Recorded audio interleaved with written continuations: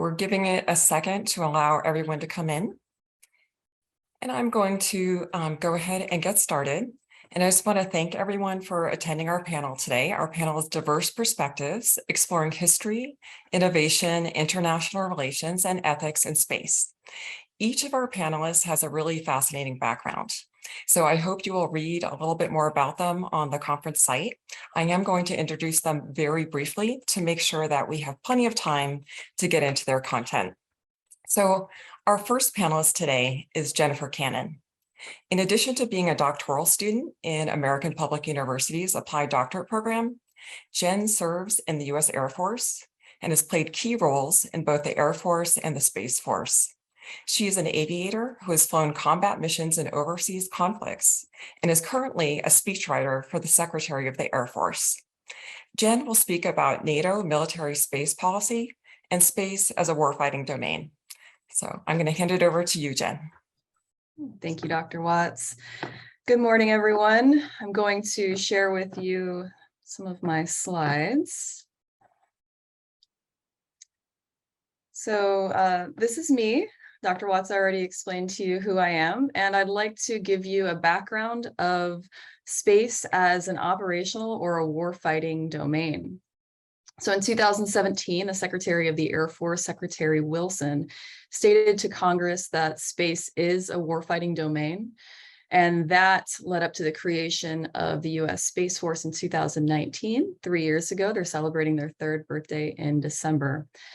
And that allowed the military to focus on offensive and defensive operations in space and adding it as an operational domain to air, land, sea, and cyber. At the same time, NATO also declared space as an operational domain. And if you'll notice the difference, NATO declared space as an operational domain, whereas the United States calls it a warfighting domain. I'll go into why that might be important a little bit later. In the Space Power Doctrine, written by General Raymond, who's the Chief of Space Operations until a few months from now, stated that just on land, on sea, and in sky, the great expanse beyond Earth is now contested.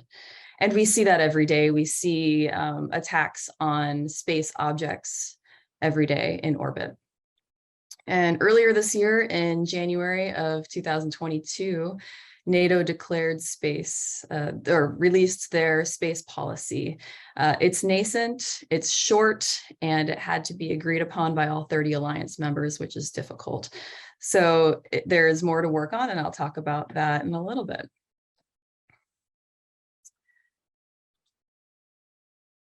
So in February, I visited NATO as part of my doctoral research as an international experience, and I was there from 21 to 25 February. You'll notice that was the week that Russia invaded Ukraine.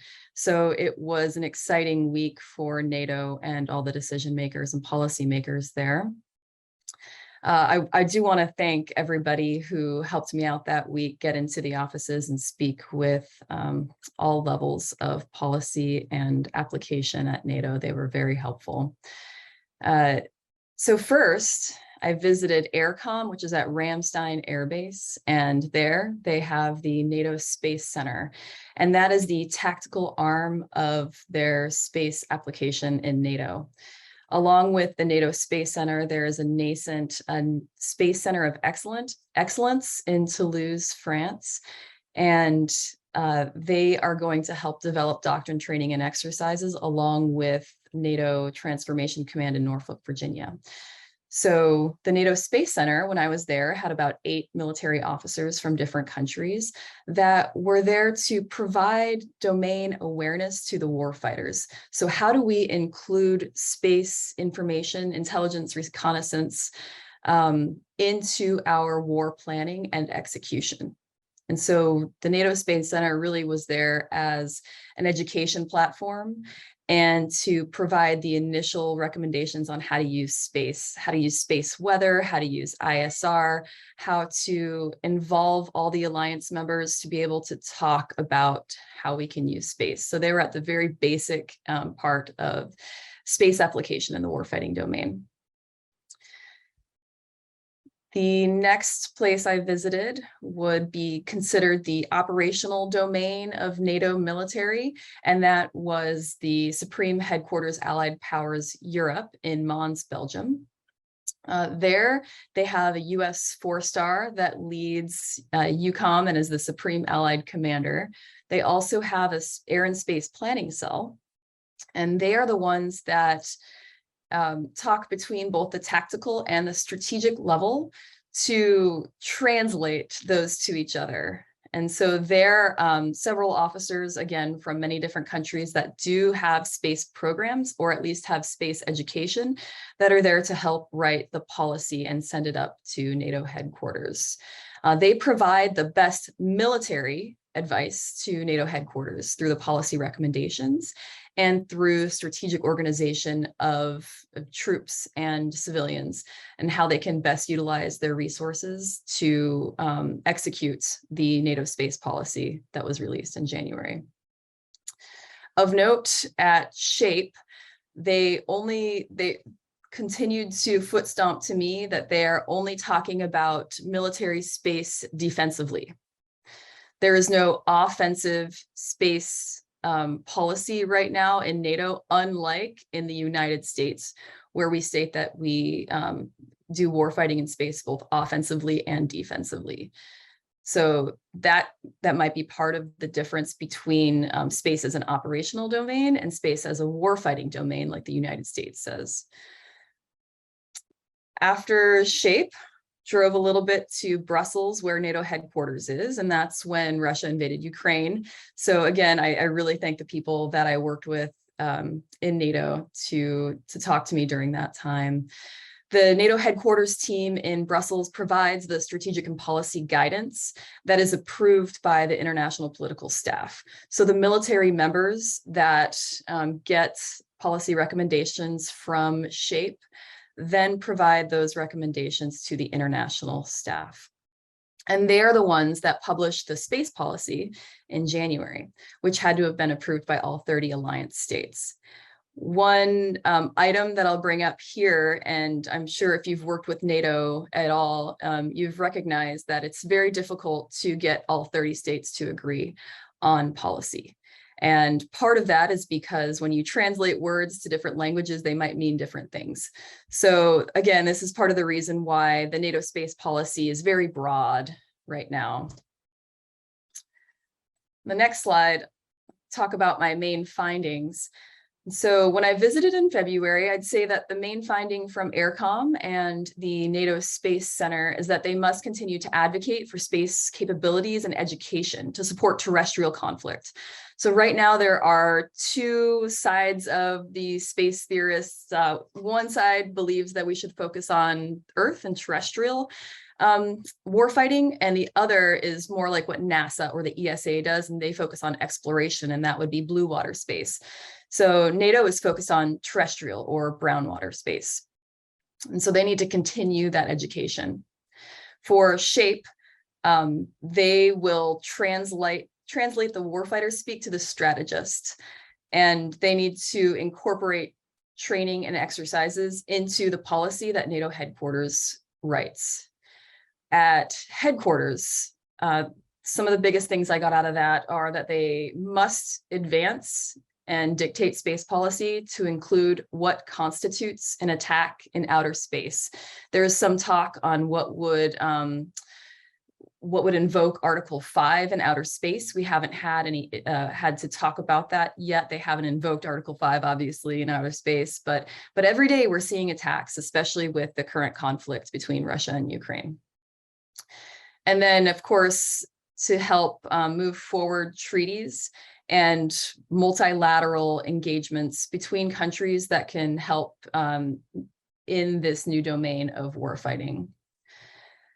Finally, the education piece. So most people don't understand why using outer space assets is important to warfighting.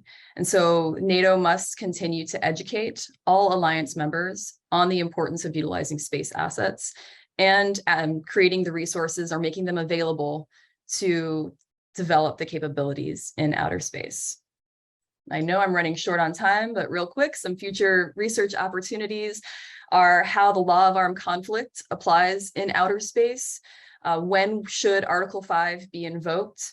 And then further norms of behavior in space. The United States is starting that. The vice president dictated we won't be having any more ASAT tests in the United States, and many countries are catching on. So I think that's something that NATO can do as well with multilateral engagement. And then more definitions in space policy, specifically definitions of what constitutes an attack and what is a space weapon, both kinetic and non-kinetic. Thank you, Dr. Watts. Thank you so much, Jen. That was great. Okay, so our next speaker is going to be Dr. Gary Deal. And Dr. Gary Deal has an incredibly diverse background. His expertise includes business, hospitality, law, higher education, and space operations. He is a lifelong student. He seems to be adding a new degree every year or two. I think that's about right. In addition to a JD and PhD, he has earned a master's degree in space studies. And after just completing a BA in psychology, he's working on a master's in psychology. He is speaking today about examining current ambitions in private sector space industries. Gary, over to you. Thanks very much, Michelle, and good morning, everyone. Can you hear me okay? Perfect.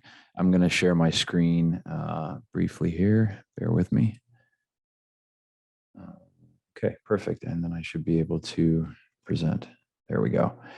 So thanks for having me and appreciate the very gracious introduction, Michelle.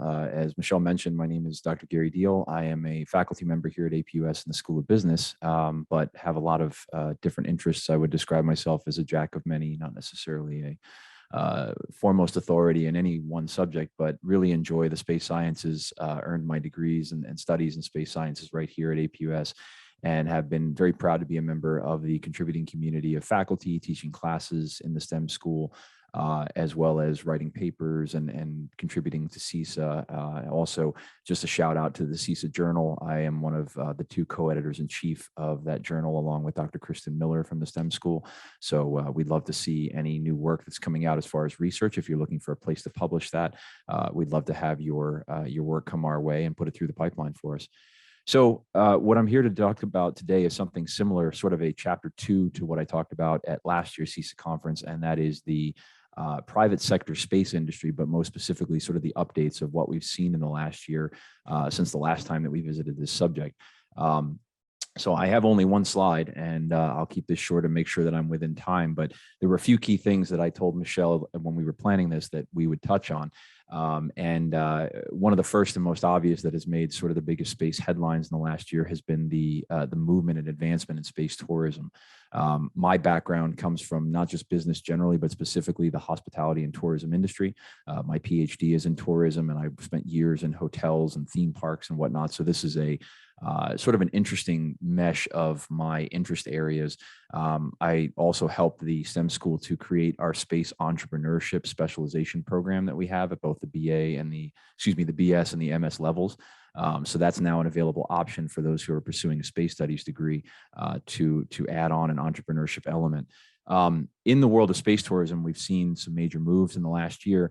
SpaceX was among them, and everybody's obviously familiar with Elon Musk's company, which started as a logistics carrier for resupply missions to the space station and whatnot. Within the last year, we've seen, and in fact, I was going back to refresh my memory, the Inspiration 4 mission, which made a Netflix documentary out of it and was highly successful. Orbital launch was actually a year ago last week, so September 15th.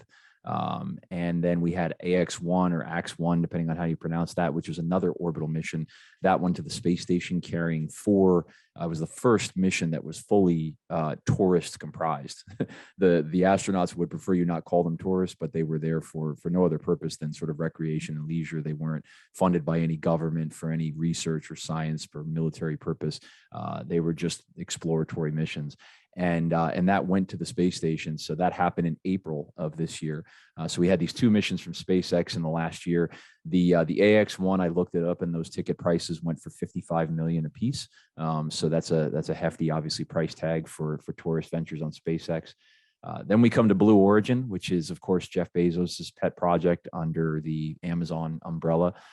These are suborbital missions on a parabolic flight up to and around, so to speak, the Kármán line of 100 kilometers up, give or take. It's roughly 62 miles, and they sort of touch that line, give or take, for a few moments.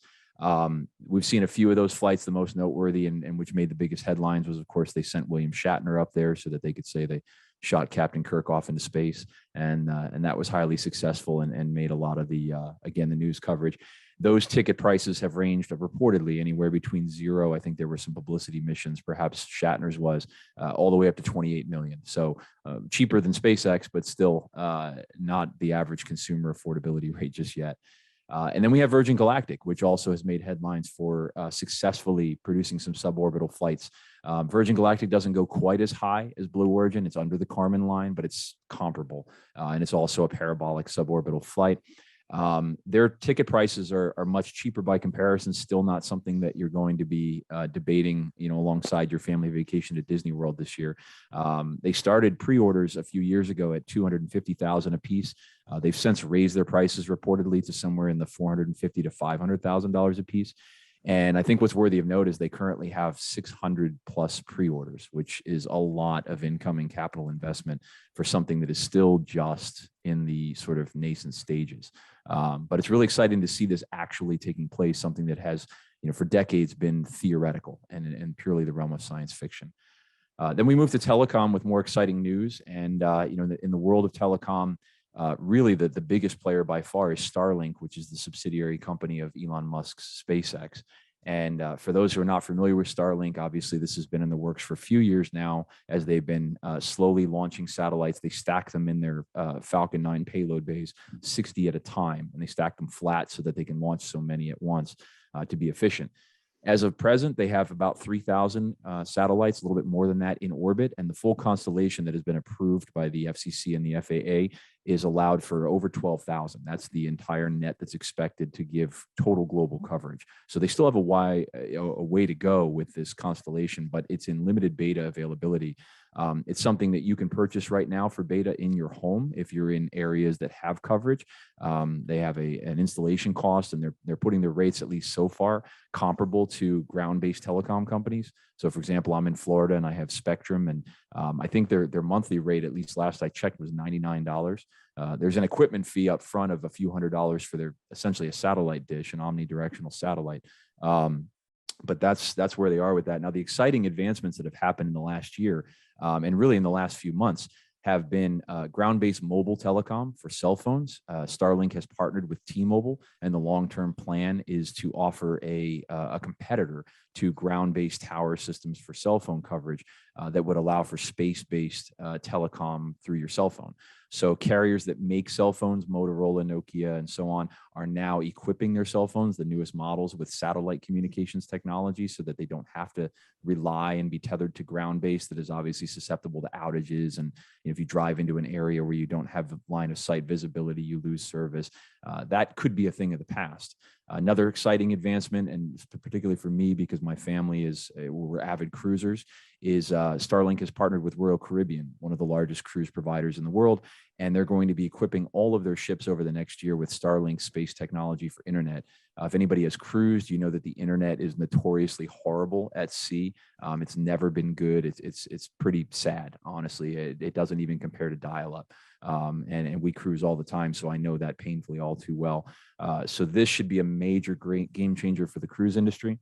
And then last but not least, we have the airlines. Starlink had pitched its services to offer in-flight Wi-Fi and internet to major carriers. And reportedly, some of those biggest carriers, such as Delta, had declined the offer. But SpaceX and Starlink are already implementing their services in smaller airlines like Hawaiian and JSX, which is a small jet carrier. And so far they're showing, they just did a demo, I think it was like last week, and they showed as high as 100 megabits per second download speed on in-flight, which is enough to stream. I mean, that's faster than some home internet packages over broadband. So that could be a major game changer for the airline industry as well. So if you look across, you're looking at cell phones, cruise lines, airlines, And if Elon Musk wasn't already the richest person in the world, it's expected that this move will probably make him by far the front runner to continue that into the next few decades. This looks to unseat the entire telecom industry at large and sort of put Spectrum and all of the mobile carriers and everyone else in a backseat to space-based telecom. And having the support infrastructure, the logistics of a space company that can launch satellites unendingly and at an efficient price, I think is the key to making that economically viable for his company. Last but not least, just a footnote here, and this is something that is still theoretical, but it has promise in the future, and that is in launch technology. There's a company called Spin Launch that has been developing a centrifugal launcher that essentially puts a capsule into a rotating spinning launcher at ground level on the surface in a building. And at the right moment, when you reach the desired velocity, it spits this thing out up into the upper atmosphere. Now, I published an article on this that did some sort of back of the envelope math. First of all, the centrifugal forces are such that this could never be a manned mission thing because anybody inside such a capsule would be turned to goo by the speeds. They're far higher than any of those test flight launchers that we see at NASA where the astronauts sit and get spun around. The other thing is we could never hope, even with the fastest spin launchers, to ever do anything that would allow for full orbital trajectory on spin launch alone. You need a rocket assistance, which is why these capsules that leave the spin launch have their own rocket engines. So once they get up to the desired altitude, those engines ignite, and then they find their way. They continue the trajectory on up into space. The reason for that, frankly, is that those speeds are so high that by the time they were released, they would instantly explode in the atmosphere given the pressure. They start this spin in a vacuum chamber, and then they're released obviously into the atmosphere, which is our normal Earth atmosphere. And the speeds they would have to be traveling at to reach orbital velocity from a spin alone would be instantaneously fatal to any kind of spacecraft. So it's unrealistic that this alone will do it, but that combined with rockets does two things. It makes rockets more efficient because they don't have to do the heavy lifting of getting from 0 meters per second to that closer to velocity that you need for orbital velocity. So it does a lot of the heavy lifting up front. And number two, it offers a highly reusable launch assembly, something where you could literally launch things as fast as you could reload the spin launcher. And you wouldn't have to build a new set of chemically powered rocket propulsive launch vehicles every time you needed to launch something. So exciting frontiers in, again, space tourism, telecom, and launch technology. And that's my report for this year. I look forward to coming back in 2023 and giving another update. Thank you very much, Michelle. Wonderful. Thanks, Gary. Okay, next up, we have Dr. James Barney. He is a professor of legal studies for the School of Security and Global Studies. He is very active in student organizations, including the Model UN. He is another lifelong student. In addition to a JD, he has several master's degree, and he has recently completed his PhD in history. He researches topics related to space and space education. So he's going to be talking about the centrality of ethics in the study of space and emerging technologies. James, over to you. Thanks a lot, Michelle. I'm going to go with no video today, just so that everyone can hear what I have to say. The first thing I want to do is to thank the conference organizers and my fellow panelists for giving me the opportunity to talk on something that's very important. And also, always put a disclaimer, the views are my own. And the third thing I do is apologize in advance for my sometimes New York accent.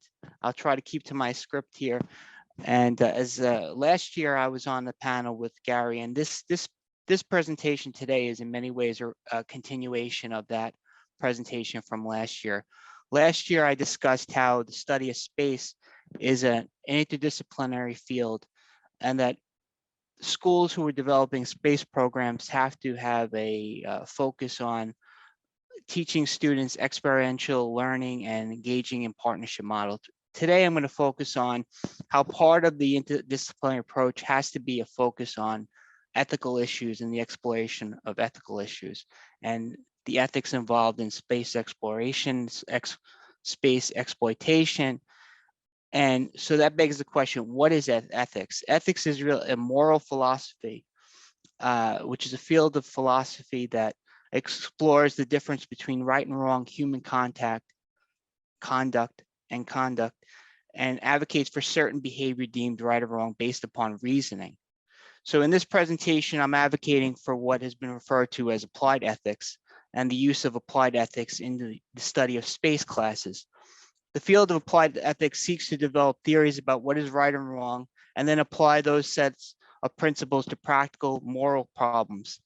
The use of applied ethics is used already in many academic fields. Law students, medical students, business students will encounter the use of applied ethics in their classrooms and textbooks as a method is used to teach students that their behavior must comport with an ethical code in their chosen profession. So this presentation in many ways is influenced by my reading over the summer of Brian Patrick Green's Space Ethics. And in that particular book, Green highlighted how space exploration and the future exploitation of space resources raise a collection of ethical issues that need to be discussed and considered by space professionals. These issues range from whether it is ethical to engage in space exploration when the Earth has so many unresolved problems, to the ethics of the future colonization of other planets and using space resources.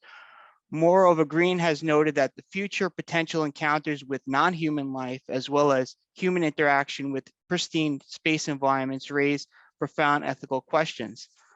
Moreover, according to Green, technological advances, including the use of robots and artificial intelligence, which are tools of space professionals, raise additional ethical questions. In the view of Green, space professionals must develop an ethical framework that enables future space professionals to make choices that benefit not only individuals or companies or spacefaring nations, but what is good for humanity in general, including the vast amount of people who never engage directly in the space industry. While Green doesn't argues that a certain ethical code has to be developed, he's careful not to advocate an ethical code himself, because it would be presumptuous of him and anyone to do so, to bind future generations in the code of ethics of today. So why is it necessary to develop a ethical code or to explore these issues? Some critics argue that we should stick in the classroom to facts or data. Others say that the free market should determine the course of events in space. But these lines of criticism contain within themselves ethical ethical choices and presumptions that deserve careful consideration inside the classroom. Moreover, an exploration of ethics is further required because many of the loudest proponents of the space exploration have painted a rosy picture for the potential of space exploration, promising a multi-trillion-dollar industry and technological advances that will improve the lives of people on Earth. However, there are alarming trends in the field of space. Competition between spacefaring nations, the commercialization of space, and ethos surrounding exploration that includes elements of elitism and escapism are all bad omens for the future of space. Moreover, emerging technologies like artificial intelligence and robotics, tools of the space industry, have the potential to transform the nature of work and in turn impact the lives of millions of people on Earth. In my opinion, if space academics and professionals do not explore and study the ethical issues raised by space exploration and exploitation, there's the potential that we may not only recreate many of the Earth's problems in space, but create new unforeseeable problems. Then there another reason, the recent experience of the internet and the age of exploration going back to the time when Europeans discovered or encountered the Western Hemisphere provide cautionary tales. The internet experience provides a cautionary tale for the future of space. Idealists in the 1990s, including myself, believed that the internet could become a platform for connecting people from across the world and for the free exchange of ideas. And I have taught hundreds of students over the years using the internet, and the internet is providing us with the platform for giving this conference. But at the same time, the internet reflects the best and worst of society. People have used the internet for nefarious purposes, and I believe part of that has been done because there had not been in the early inception a development of an ethical framework in which which would guide behavior on the internet. And similarly, without the mass, there had not been a development of the idea of the ethical ramifications of rolling out this technology. Similarly, if you go to a space conference, you'll fill and find many references to science fiction. However, some students of history have drawn parallels between the current moment in space exploration and the dawn of the age of exploration in the 15th and 17th centuries. The European discovery of the Western Hemisphere unleashed a series of historical forces that transformed the Earth in a collection of ways unforeseeable when Europeans first encountered the Western Hemisphere. The ethics of the age of exploration excused behavior that the modern era would find totally reprehensible. However, the age of exploration provides space professionals with a cautionary tale about how the exploration of new territories can unleash negative as well as positive forces that have ethical considerations. So there's also a tendency amongst the public to view space studies as some futuristic study that doesn't have contemporary real world consequences or implications. However, this perception ignores the fact that the current space industry is a multi-billion-dollar industry that is expected to grow over the next 2 decades into a multi-trillion-dollar industry. And this growth has taken place without a public debate or discussion about the ethics related to space and various space activities. Several experiences just within the last year illustrates the field of space raises ethical issues at the contemporary moment. The conflict in Ukraine and the resulting sanctions by the United States and Europeans against Russia have the potential to create a situation where space will become merely another front of the conflict between spacefaring nations. Similarly, some may raise questions about the prudence and morality of investing in space, which is an activity at the current moment which is not profitable. When doing so does not increase shareholder value in the near term or directly improve the lives of ordinary people. These are ethical issues raised by Green and others. Additionally, recent events raise a collection of other ethical issues related to the role of non-state actors in space. Gary raised a point about Starlink. Starlink is a company owned by billionaire Elon Musk that has developed a network of thousands of satellites created with the aim of providing wireless internet access to millions who don't have that technology. That's a laudable goal. However, there's ethical issues about whether that's the role of a non-state actor. For example, some have also questioned whether or not the establishment of such a monopoly without providing guarantees that there will be access for people who are underserved, that also raises ethical issues. Moreover, the actions of Starlink during the recent conflict, where it's been reported in the news that Elon Musk had helped cooperate with the United States and other European countries, raises questions about the role of non-state actors in the space industry. So how do you do that? Now, we raised all these issues. How do we teach ethics in the class? Ethics is not about moral lessons. Instead, like for example, in legal studies, I try to use a series of questions, role-playing, fact-pack analysis, debates to illustrate how legal professionals must operate in accordance with ethical code, and there are consequences for unethical behavior. Similarly, academics in the field of space studies can incorporate similar methods to illustrate that while space has great potential, there are possible negative implications that need consideration.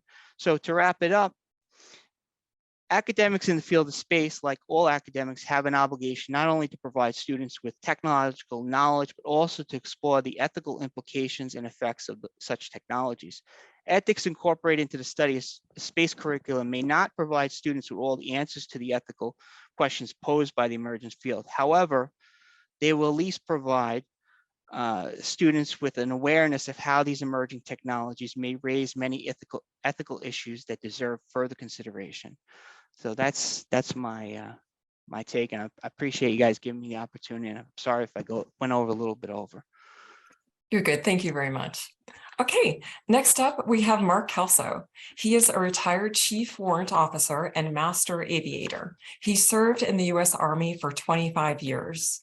He is an attorney, a legal studies instructor, and a recent graduate from the Mississippi School of Law with an LLM in air and space law.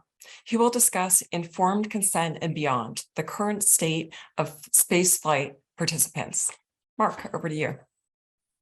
Thank you, Dr. Watson. Good morning, everybody. Glad to be here. I'm going to share my screen.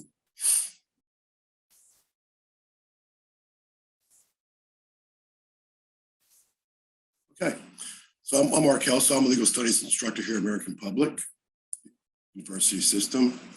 So this is my second year coming back here, and this is basically going back with what we talked about last year about the Commercial Astronaut Space Wings program, which has basically been defunct as of January 22nd. But what I want to talk about today is informed consent, some ethical impacts, environmental impacts, and to see where we're going, and kind of end it with a little discussion on diversity. So before I get started with it, I want to talk about some important definitions here. And exactly what is a spaceflight participant? It's a spaceflight participant means an individual who is not crew, is carried aboard a launch vehicle or re-entry vehicle. That is per 14 CFR Part 401, which is FAA. A private spaceflight refers to a spaceflight conducted by and funded by an entity other than a government agency, other than, for example, NASA. Spaceflight, Dr. Jill mentioned the Kármán line.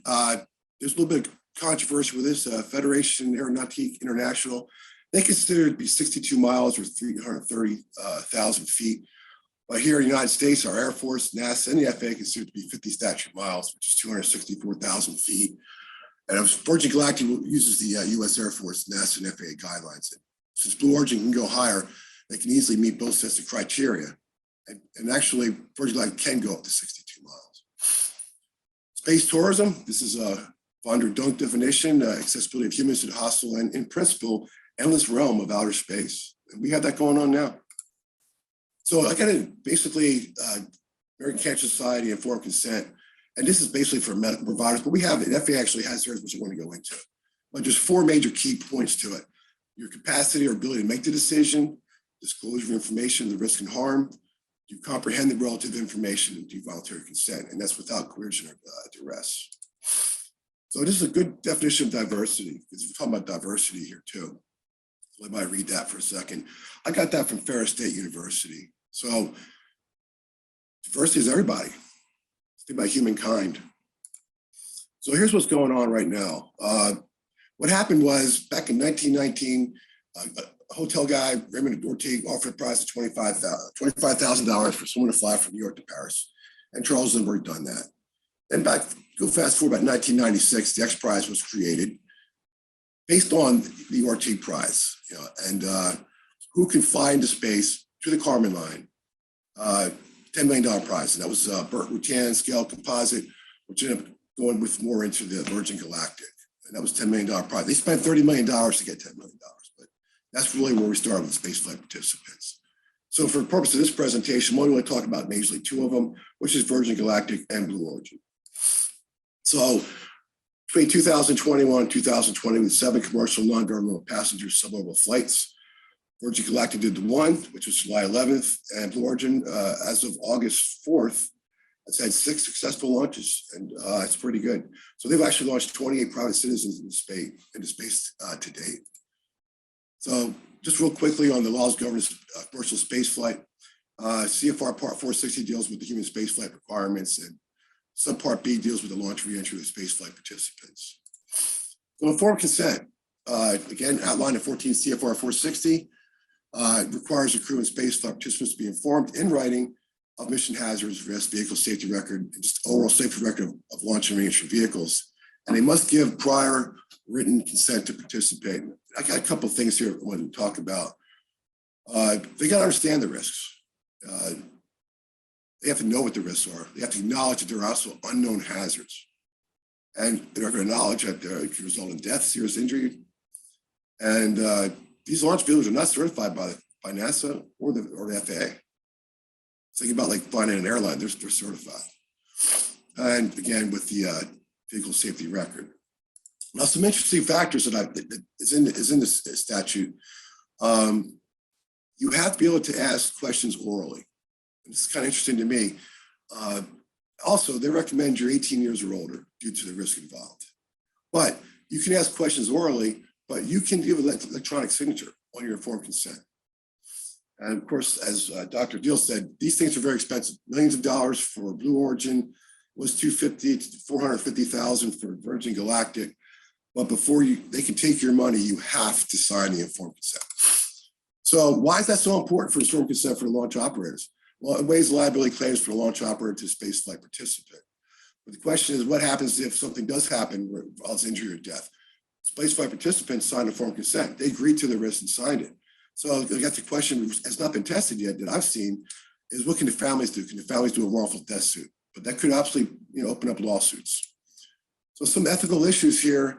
This is an inherently dangerous activity. 600 people have been to space so far. That's a lot. And some people 19 have died, 11 have been injured.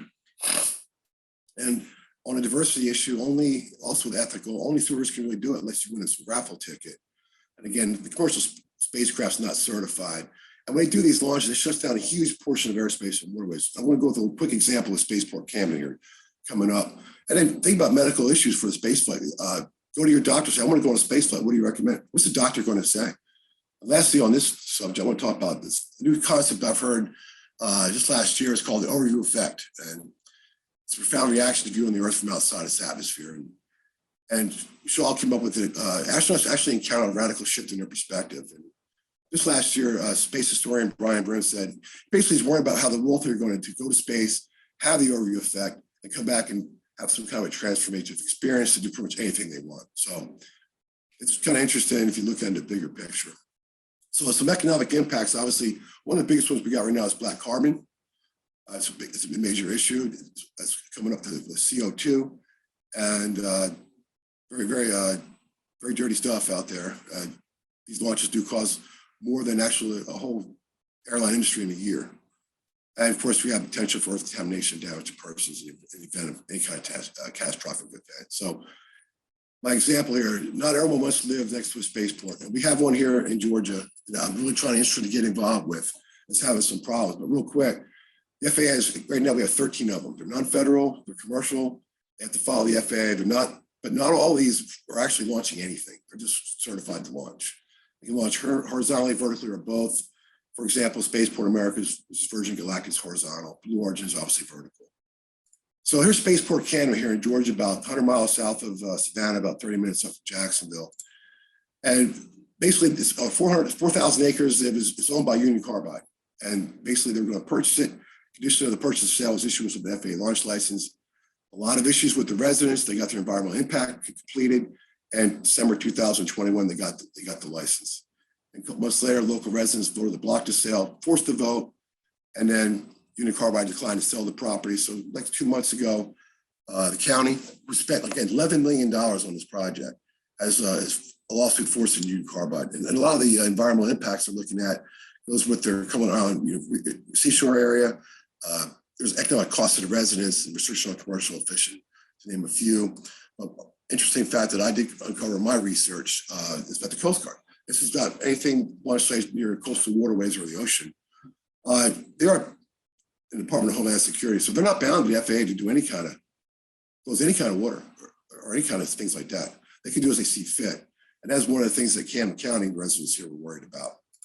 So back in November of last year, they had a spaceflight for everybody virtual symposium. It was at the University of Michigan Space Institute. And here's some of the key highlights, and I'm going to kind of tap this into the space flight or the space tourist industry. NASA and ESA are working together to make space more diverse and inclusive. And another fact they brought up was women are only able to apply to be a NASA astronaut until 1983. And you think that before that, all astronauts were white males. So again, 600 people have been to space, less than 100 have been people of color, and only 4 Black women have been to space. So different ways we're looking to increase diversity, funding for scientists with marginalized backgrounds, training astronauts with physical disabilities.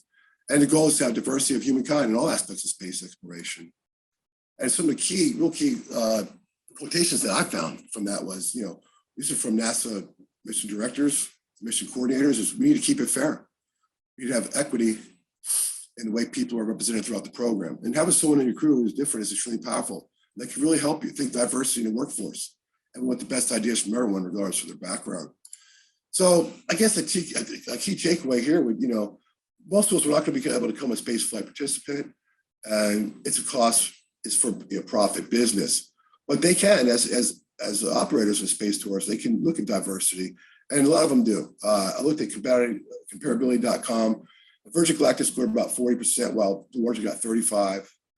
And that's pretty good, looking at the diversity in their workforce. And interesting to note was there's not gender classification due to lack of female employee ratings. So that's something they probably really need to look at and work at. But I do appreciate being here, and I'm going to stop sharing my screen. Thank you, Dr. Watts. Thanks so much. Okay, so next and our final speaker for today is Bridget Kimsey. Bridget is an author who has 28 years of experience working in the healing arts and sciences. She is a research assistant and is working on a Master's of Science with a concentration, Master's of Science in Space Studies with a concentration in astronomy. And she is talking today about a Native perspective on humans in space. Hello, welcome. I'm just going to load my PowerPoint here. Okay. Just get it. Sorry about that. There we go. Okay. Here we go. Sorry about that. All right. So hi, my name is Bridget Kimsey, and I won't go too much into my background. Always please let me know if you have any questions or thoughts.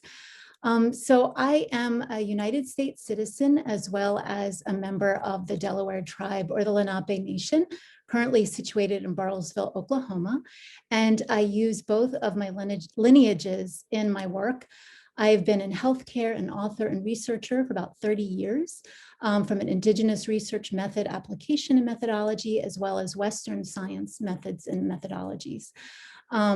And I've been inside of working with humans physically, emotionally, mentally, and energetically, as well as along the spectrum of biology to chemistry to physics. And I am, as Dr. Watts pointed out, with APU as a Master of Science candidate in space studies with a concentration in astronomy. So I'll be brief here in my observing of objective patterns in full global human history that concern me. If we look when things have gone well and when things have not gone well, objectively, it appears that currently in the space industry, we are repeating patterns that have proven not to go well for humankind and for the Earth. And if they are not addressed now, what will be the outcome? So this is my presentation on a Native perspective on humans in space, looking at human structural systems, technology, healthy integration of technology, and best practices to explore and expand into space. Sorry about that. All right. I just screwed that up, but that's okay. Here we go. So we have, let me see if I can get us back here. I'm sorry. Let's see the presentation. There we are. Aha. Okay, so here we have on one side Professor Kraft's work on the Indians of Lenapehoking, and my tribe is about 10,000 years old, mostly nomadic until we landed on the eastern seaboard. And on the other side, you have a picture of our current tribal headquarters in Bartlesville, Oklahoma. We are also in Kansas as well. And so I bring up about exploration and expansion into new lands, and also the integration and discovery of new technology and how that was safely integrated. So 10,000 years, and we are coming from, I would say archaeological digs and documentation and research has shown coming from Greenland, along the Dakotas and into the eastern seaboard, also from New Mexico into the eastern seaboard, are also coming in the 1300s from Greenland down the waterways into the eastern seaboard. So there had to be some way to explore that was safe for the tribe and healthy for the species we encountered and for the environment. And then we also developed new technology and integrated that safely. So in the next slide, again, these are just artistic representations from archaeological information from digs and from information from Dutch colonialists, as well as our own background. But you see farming, longhouses, different clothing. And so what I'm just pointing out here is inside of exploring lands and developing a base and adding on to systems to live in, and while doing this, all uncovering new technology and integrating this technology helpfully, There are practices that have developed and that have helped the Lenape to do this well and safely for all involved. This includes humans, other species, the environment, and thinking of the future, thinking 700 or 7 generations ahead, or let's say 700 years. It is a layered and complex enterprise, and these are system gains through methodical study of nature and vast quantities of data sifted through. And to note, I just want to take a moment just talking about exploration. Globally, humans have explored in one of two ways. One is which is looking at the healthiness of the tribe. What is not working? There's some type of climate change happening and we need to kind of move forward or move to the side, and doing that in a way that when there are questions or problems arise, we can look as a group and have a systemic structural way to do this healthfully and to figure out what we need to do a little differently. Then there is the other side of exploration, which is with capitalism and power and looking at the ego. And when this has typically occurred, thinking of Christopher Columbus, Magellan, thinking of the British colonizers, British explorers, this has ultimately led to often destruction. So if we look at global human history patterns for our entire human history, let's say 300,000 years, we can begin to see this split of what has worked and what maybe has had more destructive tendencies for all parties involved, including the species and the environment. Coming into our next slide, please take a look at this is Manhattan or Manhattan or Manhattan, New York City. It's a Lenape word meaning place that is an island. Here's a picture, a recreation of Manhattan in 1609, and then one of modern day New York City. There's just a difference, same humans, humans biology hasn't changed for about 10,000 years. Well, one thing to look at is thinking about the systems in place here. How is the human is an animal, and how is the human doing in one picture versus the other picture? Thinking of data, thinking of physical, emotional, mental, energetic, community, species, and the environment. How is one doing versus the other? And so we can begin to just look very objectively at what is working and what may need to be tweaked and not working. All right, so in regard to human care, modern science and scholarly work is looking at global Earth-based Indigenous communities and whether this is looking directly at Indigenous practices or modern sciences or coming to this on their own. And I could go on and on about this, but we'll just stick, let's say, with gratitude. Gratitude is often weaved in through many rituals, customs, working with plants, working with animals, working with many things. And neurosciences now in modern history are really understanding the brain, how gratitude helps the brain, how it changes hormone levels, how it changes blood pressure, how it can really have a big impact on the health of the human being. So whether this is coming along slowly or this is coming along by looking at Indigenous peoples and practices, modern science is beginning to understand that some of what trying to reinvent the wheel doesn't need to happen because this has already been occurring for thousands of years. I'll be brief here as I know I'm running out of time. In regard to Earth, climate change, and pressing disease questions, modern science is starting to look to Indigenous cultures for help. And as I've already pointed out, the health, we're also looking at, like, for example, forest management. What was once shunned, we are now seeing, yes, possibly it is true when we apply Western methodology that how to take care of our forests, Indigenous people might have some good clues on how to do that correctly. I come now to Robert Zubrin, a well-known engineer, The Case for Space, his book. And while he raises some really good points, there is some great concern here I have for him and thinkers like him.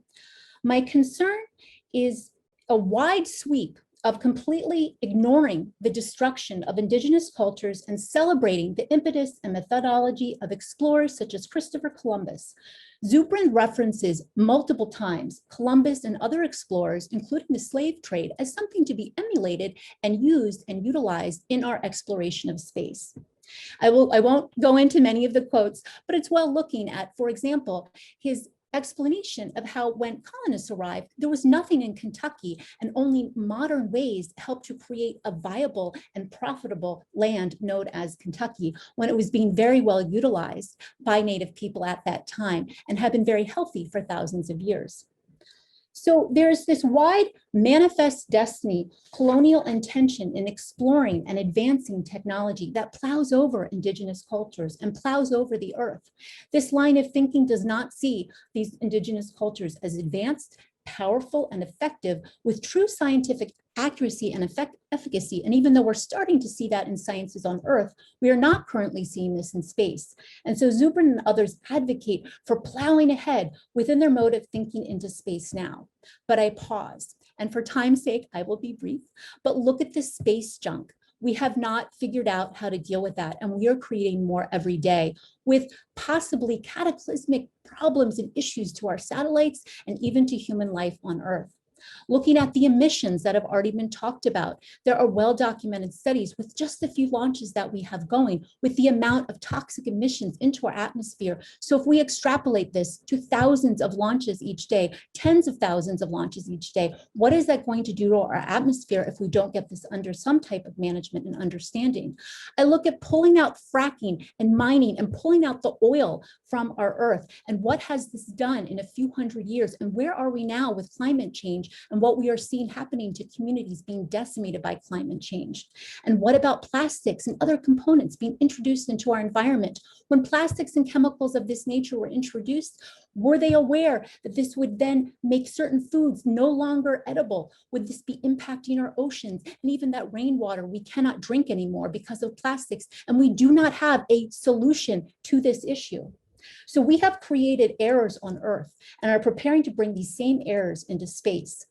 And there's much we do not know about the universe. Like a sweater, when you start to pull at different threads, what will happen as chemicals go from one asteroid body to another, from one planetary body to another? We begin to pull and mine and frack.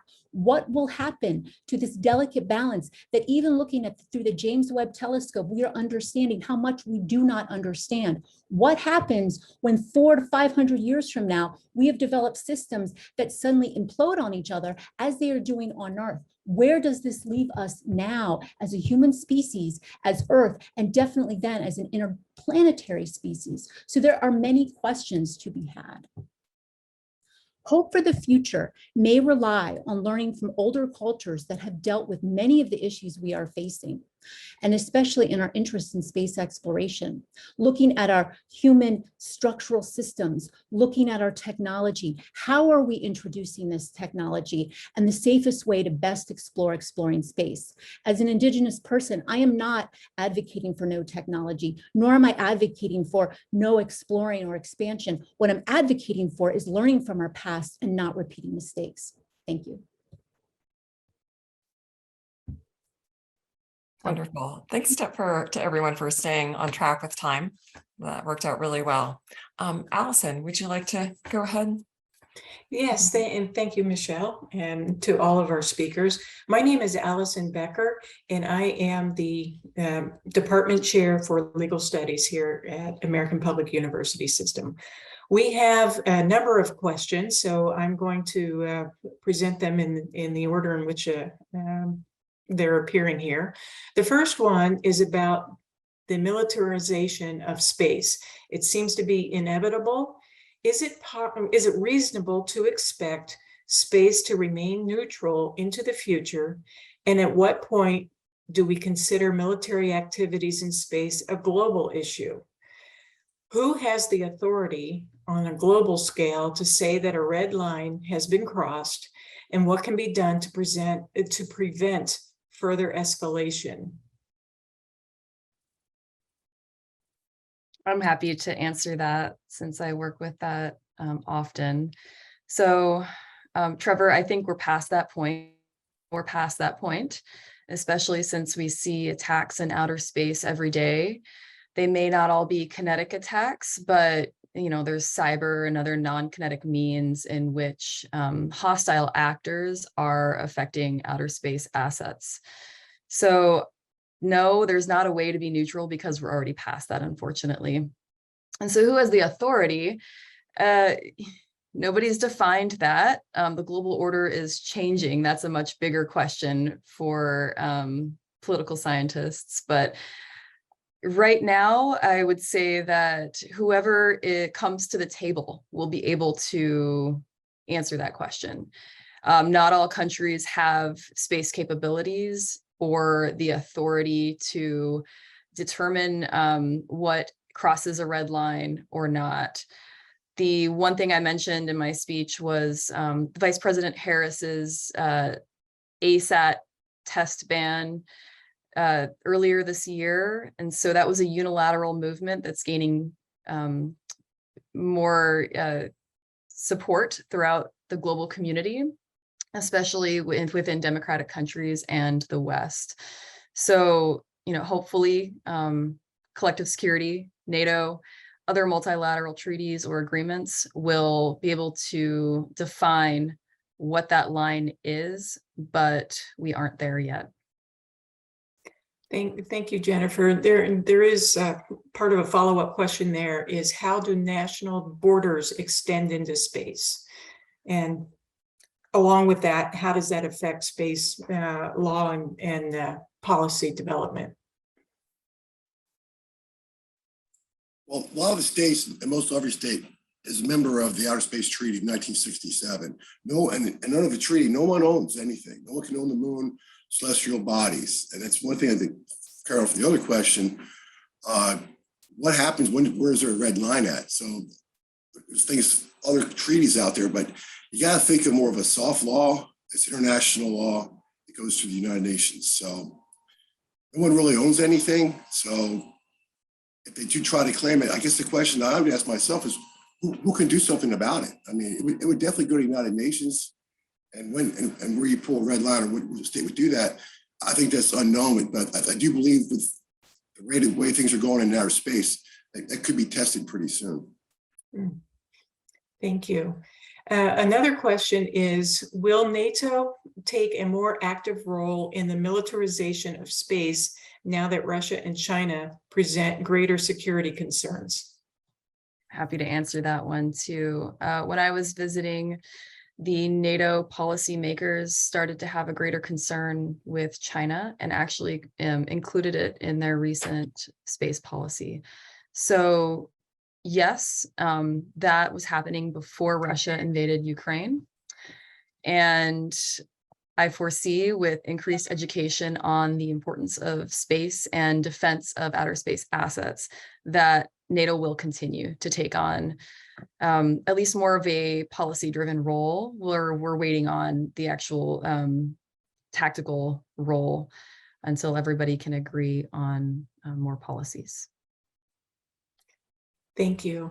And the next one, I believe, is directed at Gary. And what powers the spin launcher? Yeah, that's a great question. Thank you. As far as I know, it's driven off of a mechanical assembly that runs off the electric grid. I don't know that there is anything other than that powers the actual spin launcher assembly, or at least if there is some type of external independent power supply that's independent, in other words, of the power grid. It's not something I'm aware of. The spin launcher assembly is counterbalanced in such a way that it doesn't take a tremendous amount of force to bring it up to momentum, because you have obviously a payload weight on one side, and then on the other side, you have a counterbalance weight that makes this essentially a perfectly balanced spinning mechanism. So it's kind of like an elevator in that sense. An elevator counterbalances the weight of passengers with a counterweight on a cable, or depending on how the elevator is designed, some other kind of assembly.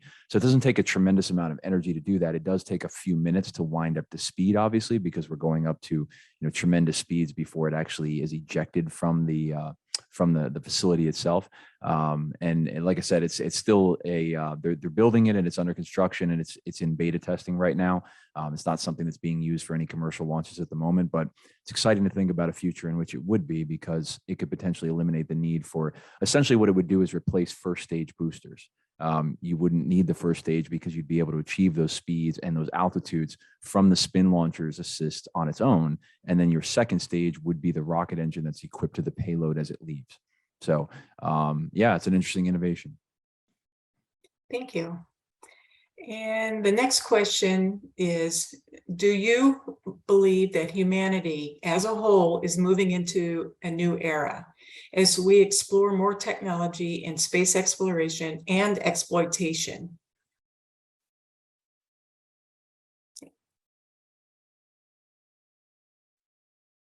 I can at least take a stab at that. I don't really think we're moving into a new era.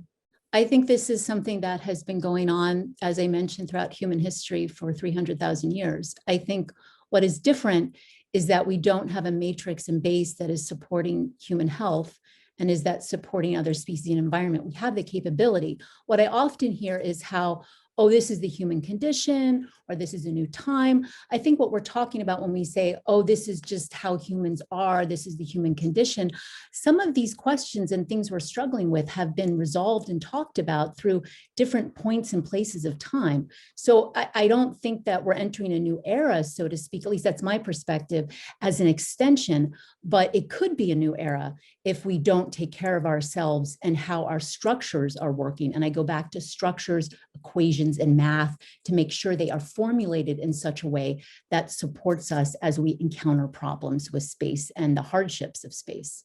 If I can just add to that, I would just say that, you know, and I'm leaning a little bit on my psychology background for this. I think every generation feels at a certain point in their timeline as if the entire world is leaving them and moving off into a new era. That's a well-established psychological phenomenon. So Yeah. if anyone feels that way, you're not alone. I think every human being at one point or another feels that way. So I think we're sort of along a continuum, and we could argue about unprecedented events that have happened recently that might make things a little bit more anxious for us. You know, I would look, for example, the doomsday clock that has been moving precipitously in the wrong direction for, you know, the last several years, and that's not inspiring. But I think that calls for, as we talked about, and Jennifer had touched on earlier, the need for more cool-headed, calm oversight of international relations and global initiatives, especially in space, but everywhere else. I mean, we could easily screw this up for ourselves. And, you know, this is the first time in human history, this being the last century or so, where we have the real technological ability to wipe us off the map, you know, ourselves. So we can't afford to do this wrong. We can't afford to make mistakes. The stakes are too high. And so I think that should call for a new level of sobriety, you know, which with we approach this subject and the decisions we make in the future. Thank you so much. And Gary, I've got a few more questions directed at you. The first one is there any progress on newer materials for a potential future space elevator? The last research that I've seen in that, and I certainly won't pretend to be a space elevator expert, that's not my forte, but I know that materials looking into, you know, carbon nanotube technology and some of the most resilient, load-bearing, structurally sound materials are underway. I think that as far as I've heard, the last, you know, research I've seen has shown that there still has yet to be really anything that could support that kind of initiative. The other problem with it, of course, is that, you know, people forget that the Earth is spinning. So, you know, we have this issue of the fact that at the equator, I'm in Florida and Orlando, so I'm not on the equator. The reason why we launch from Kennedy, by the way, you know, here in Florida, is that we have the launch assist of the equatorial spin. You know, we're moving at about 1,100 kilometers an hour where I'm at. And down in Brazil, where NASA recently organized a partnership to launch from the defunct Alcantara base that they're supposed to renovate after what was a horrible explosion years ago and claim the lives of some space Brazilian space agency staff and astronauts. The idea is to take advantage of that. But when you're talking about a space elevator, materials are not the only problem. You have to deal with the fact that, again, you have a constantly spinning planet that you've got to figure out how to deal with, you know, the atmosphere, which is moving with us, to be fair. But then, you know, how you design that is a big undertaking and engineering challenge. I think it's possible, but I don't know with today's technology that's something we could see, you know, a prototype before in the next few decades even. Thank you. And two more that are related. What is the distance above ground that the Starlink satellites are situated, and can they be adapted for surveillance? Sure, I'll try to answer those quickly so as not to take up too much time. So Starlink's satellite constellation, the reason why they have been so successful is they're launching into something called very low Earth orbit. And by that, we mean somewhere in the realm of 150 kilometers up, 50, I believe it's 50 to 75. It's very, very low. I'd have to look at that just to confirm the number. But as compared to any of our other satellites and our constellations, it's much, much lower than what, so for example, the space station orbits, you know, 250 miles up. And I believe that the SpaceX Starlink constellation is somewhere in that low, it's what they call VLOE, or very low Earth orbit. Now that's a pro and a con. The pro is, of course, very low latency. So one of the problems you've had with space-based internet is the fact that your signal for sending and receiving has to go up to a satellite, through a constellation, back down to a, some type of base station, and then a transmission goes back. And so however many milliseconds that takes, it inevitably slows down your user experience on the front end. The reason why they're launching into very low Earth orbit is to reduce that latency, the lag, so that you don't have that, because the signal doesn't have to travel as far. The disadvantage to that is that there's much more atmospheric drag at very low Earth orbit. So these satellite constellations will over time experience something called orbital decay, or atmospheric decay, where they essentially slow down and will eventually burn up in the atmosphere, which you may be saying, well, that's a terrible waste of satellites. Yeah, it is. But if you want the latency that keeps this telecom network competitive with broadband experiences, you have to have them that low.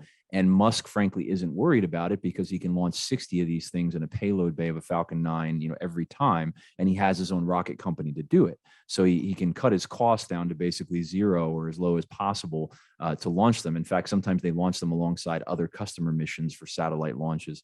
So he's actually hitching a ride on other paid expenses that his company is receiving revenue for. And so I don't think he's worried about the need to recycle and replenish his constellation over time. The question about surveillance is more difficult. That's essentially, it's kind of a usurpation of a private sector asset for what would essentially be a government activity. But there are major issues that Starlink has to tackle in terms of, for example, turning off their communications networks when their satellites pass over regions of the world that have not approved their services, like China. They actually have to turn off the signal and not allow the satellites to function. Otherwise, they risk that those governments will, number one, stop doing business with them, and then worst case scenario, even attempt to shoot their satellites down, because they don't approve of that access being had within their borders. So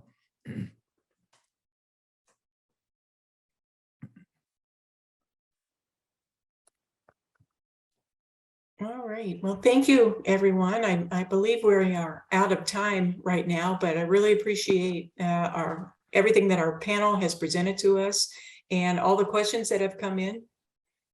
And I believe we are out of time now. So Thanks a lot, everyone. Thank you. Yeah, great work, everyone. Thanks for the presentations. Those were all really fascinating. thanks, everybody. Appreciate the time. Thank you. Well.